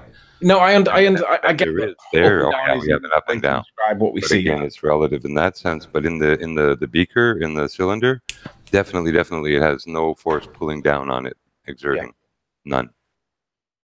I do agree. I think it's entirely explained by density and buoyancy. And if there was an explanation for an extra force, you shouldn't say that you think that there's some extra, or there's a deficiency with something else that does explain it, unless you can prove that it's true. You can't just say stuff, and I don't know why you keep saying it. It's like, because we'll get him on the hangout, and he'll agree by the end of it that he hasn't got any evidence for his assertion, but he'll still assert it anyway.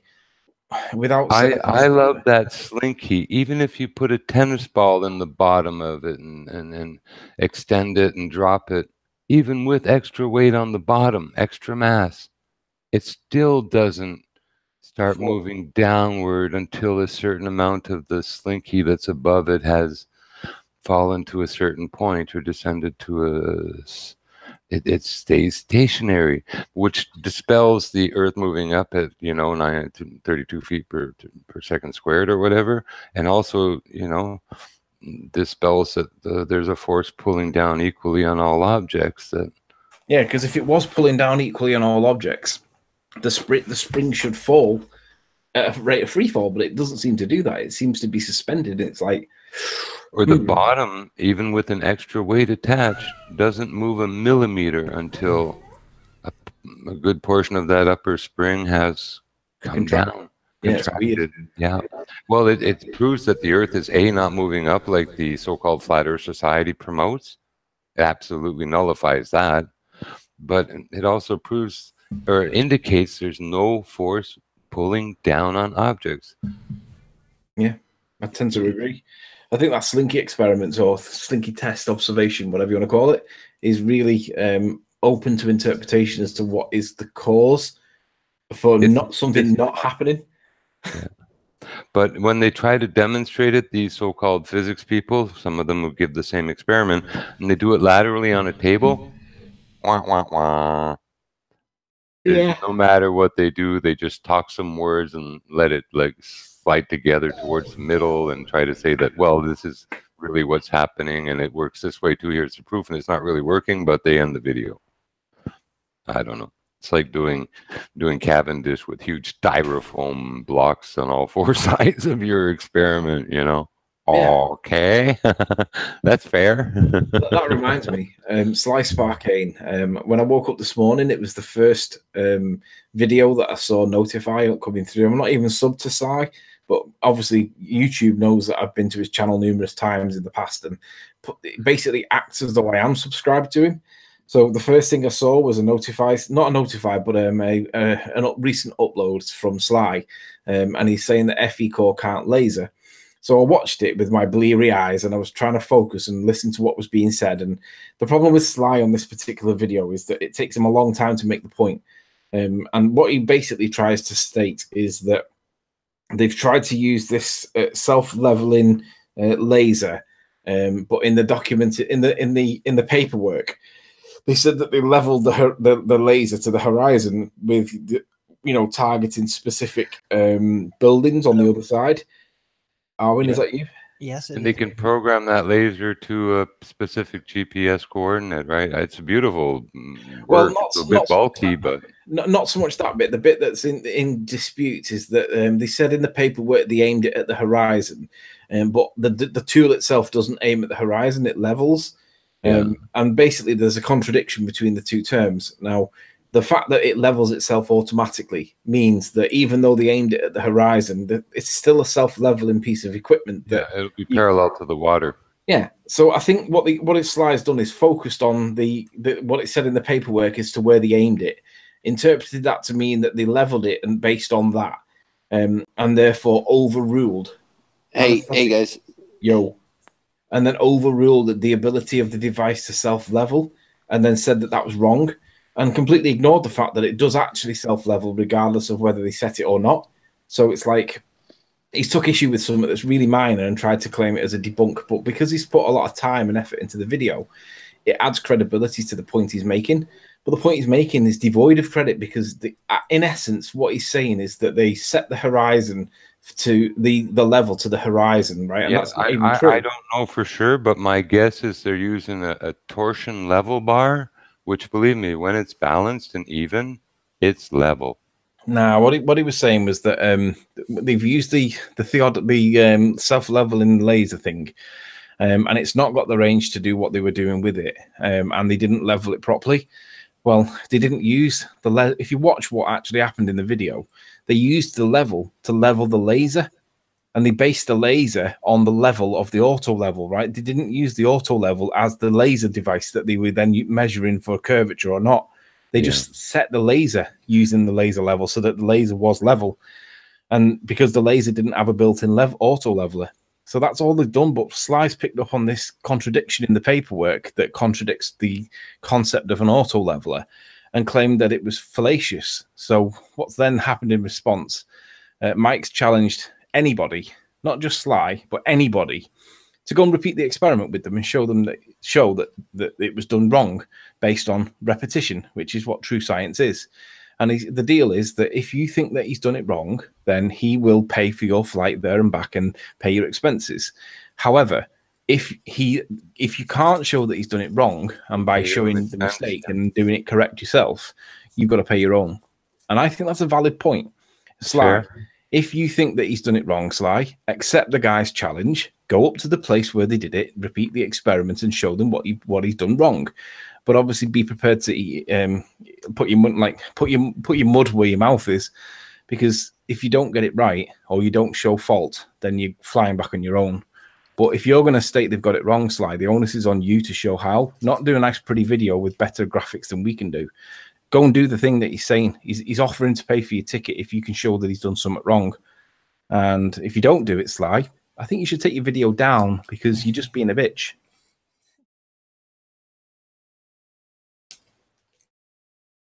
And with that, I'm going to say first and foremost, a huge, massive, enormous thank you to all of the live audience for tuning in and hopefully sharing this debate.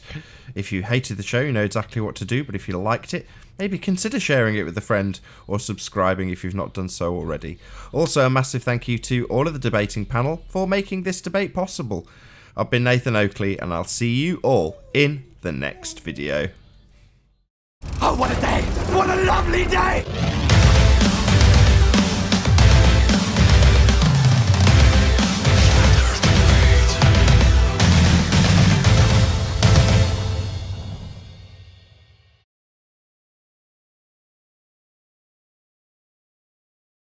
Just not too close to the mic. Da-da-dun, da-da-dun. You're like a 1 out of 10 though, Arwen. You're like that far away. No, I'm not even 20 centimeters. Want me to turn Arwen up? Say the G word and it's on.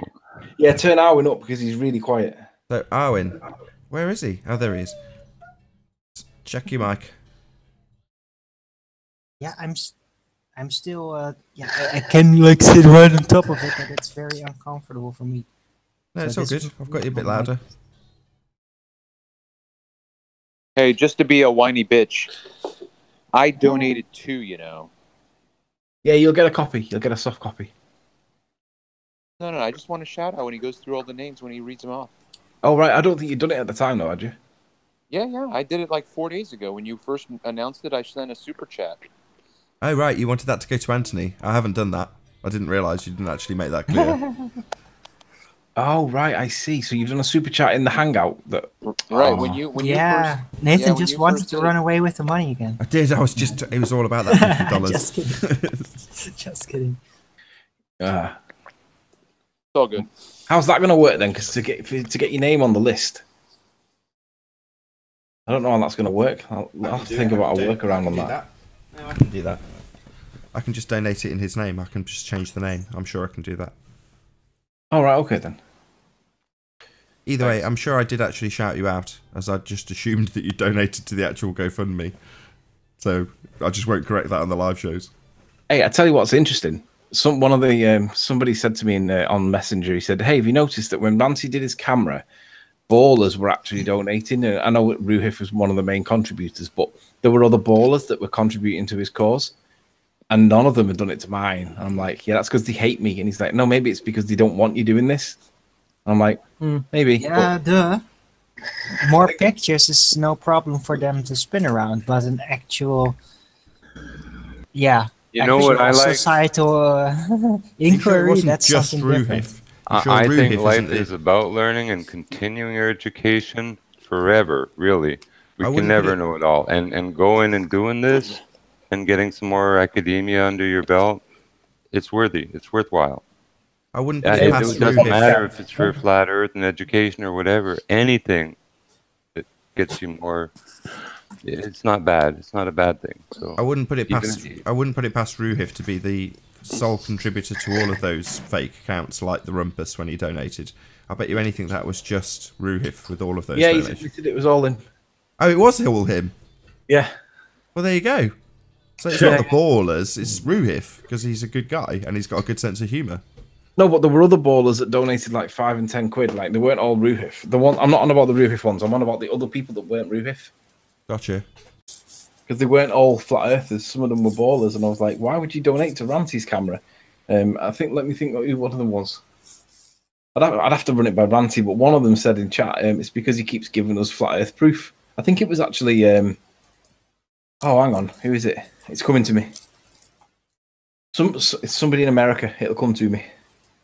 Oh, Miles Delia Davis, I think, was one of them.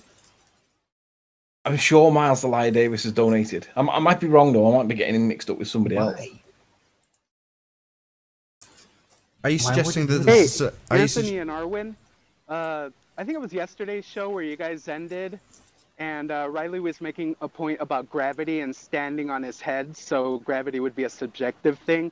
And Arwen left in an angry rage because Nathan ended the show right at that point. Yeah, he did. So did you guys want to continue that discussion? Did you want to continue that? No. You what?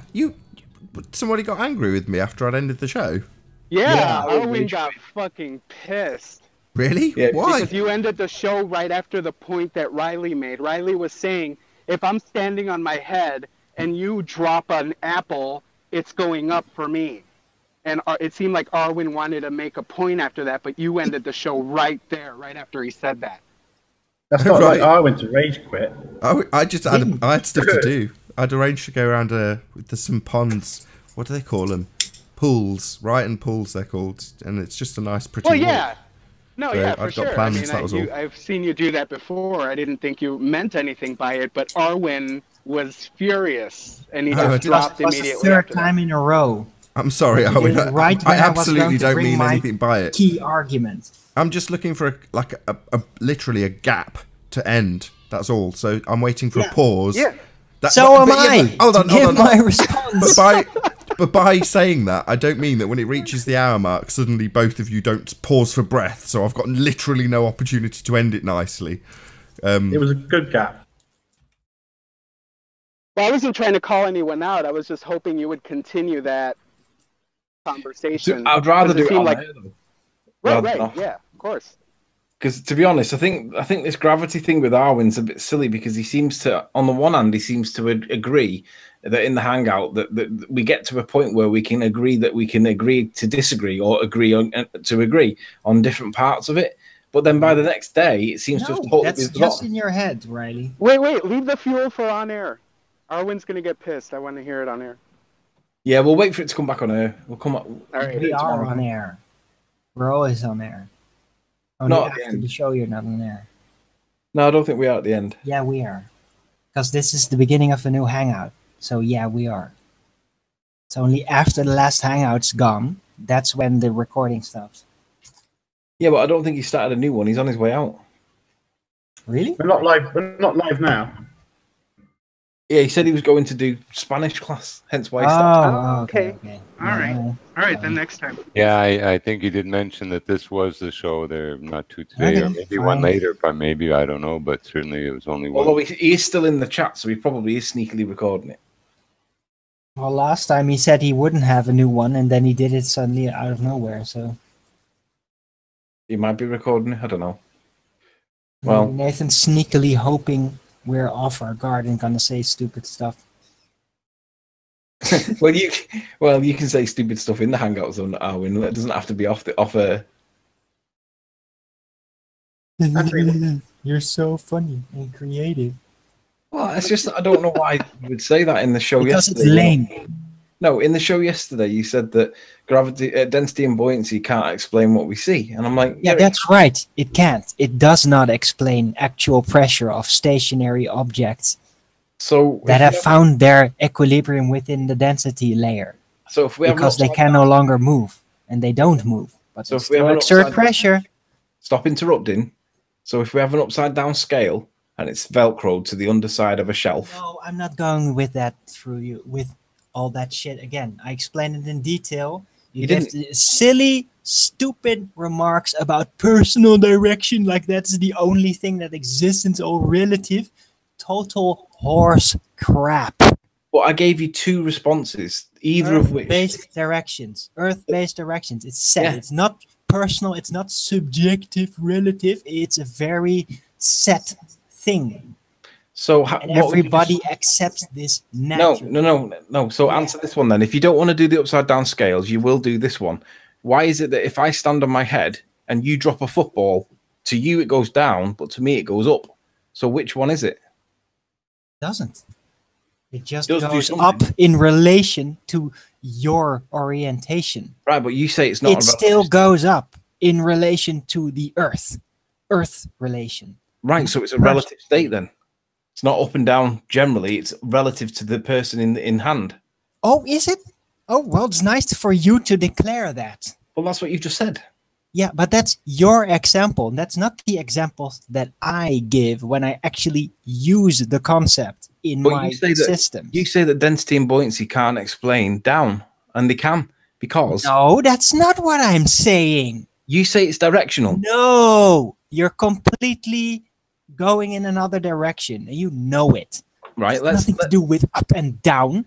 Gravity explains pressure of solid objects in a stationary setting that have found their equilibrium within their density ratio.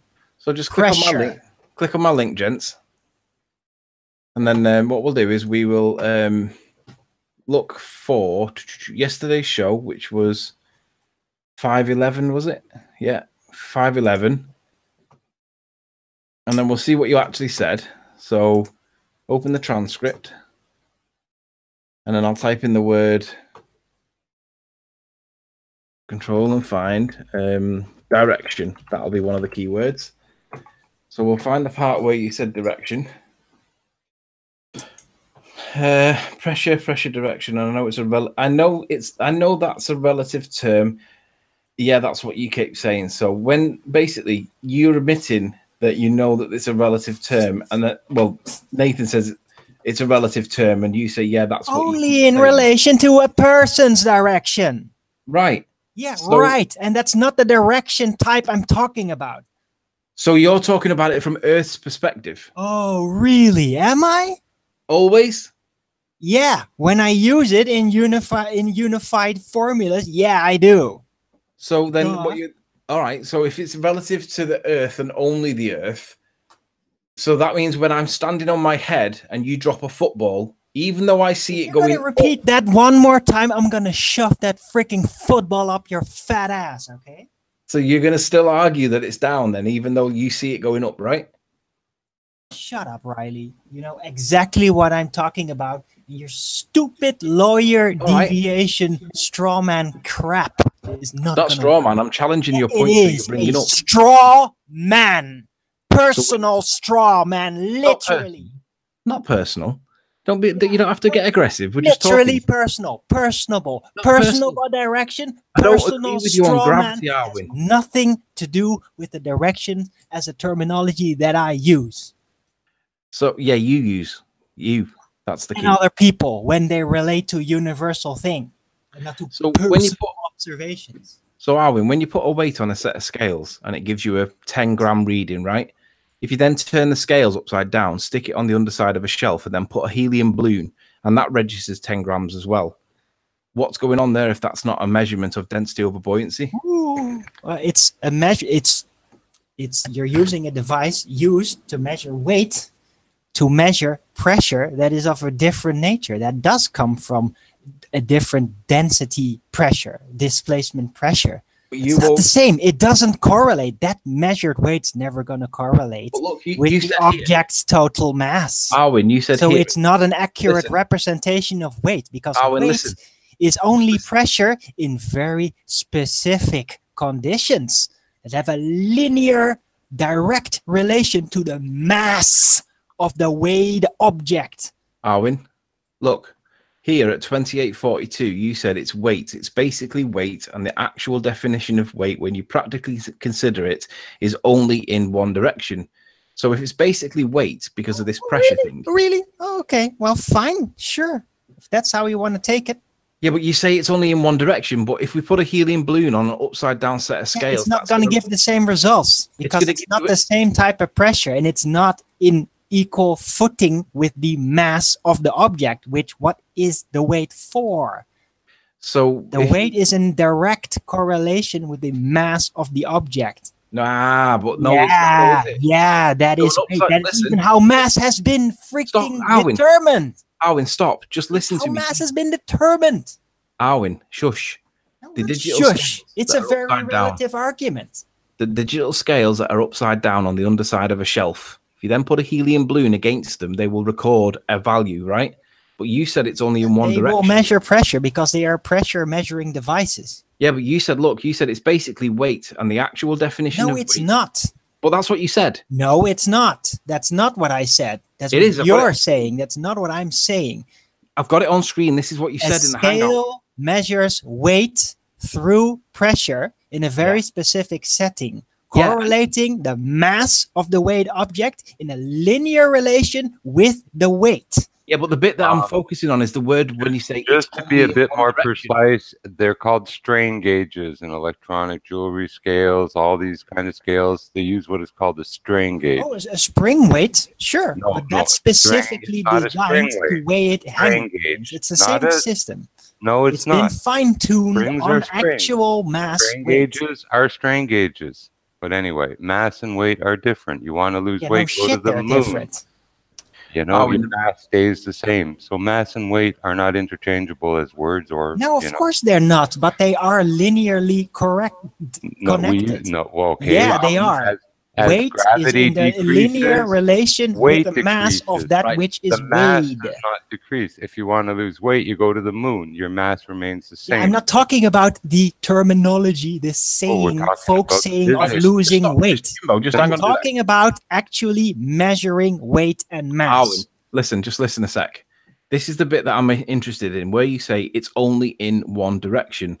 Well, we know that you can do it with a balloon with a set of digital scales that are upside down. No, two directional. I'm not saying it's only in one direction. But that's what you did say. In a direct correlation with the mass that can only be accurately weighed, measured in one direction.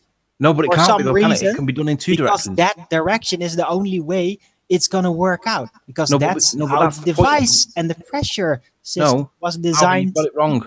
You've got it wrong. It can be done in two directions. It can be done upside down as well as the right way up. And then you would be measuring the pressure. Show me where they freaking weigh things upside down. Good luck with it. You could do it with a helium balloon and a set of scales. You could put a weigh scale in between there. It's not actually going to weigh it.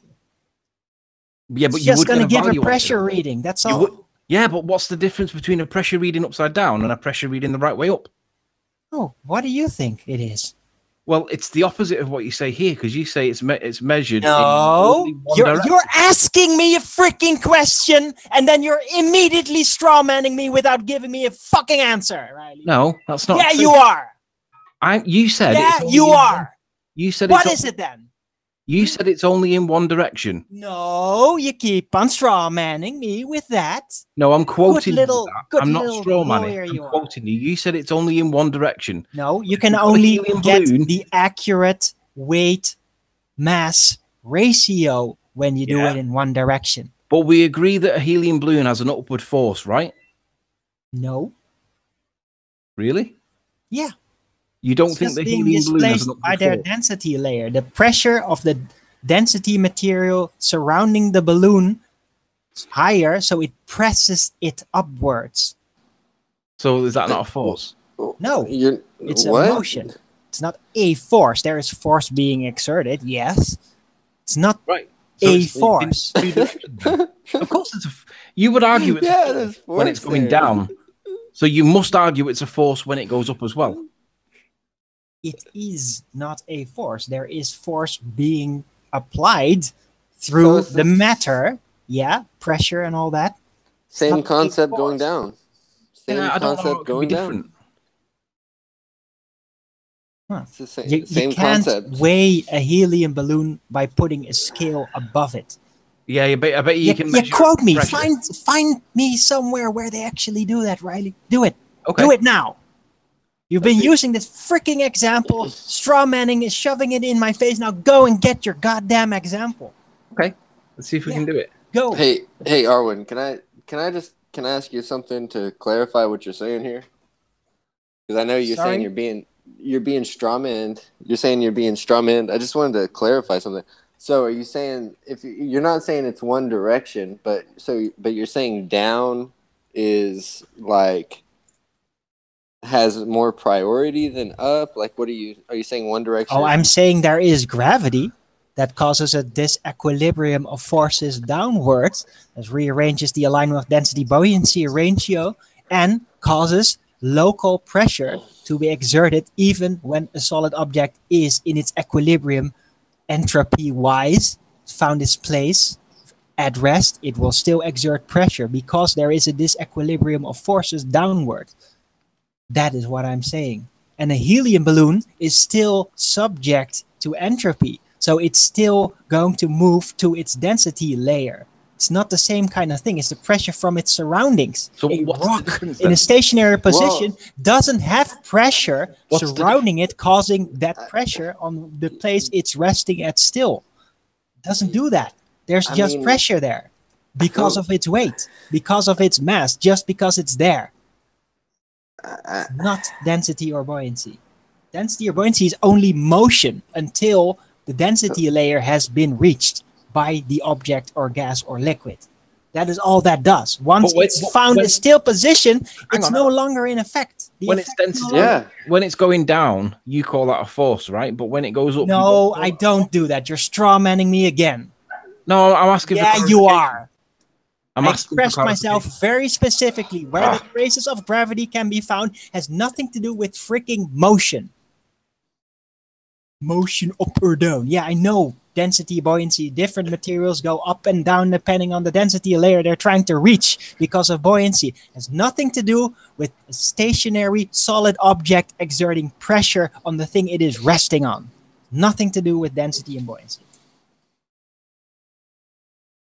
I'm done.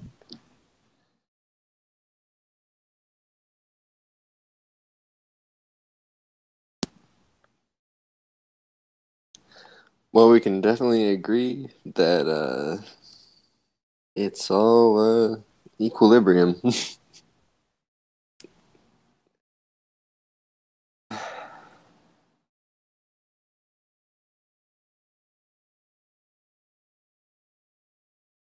Oh, what a day! What a lovely day!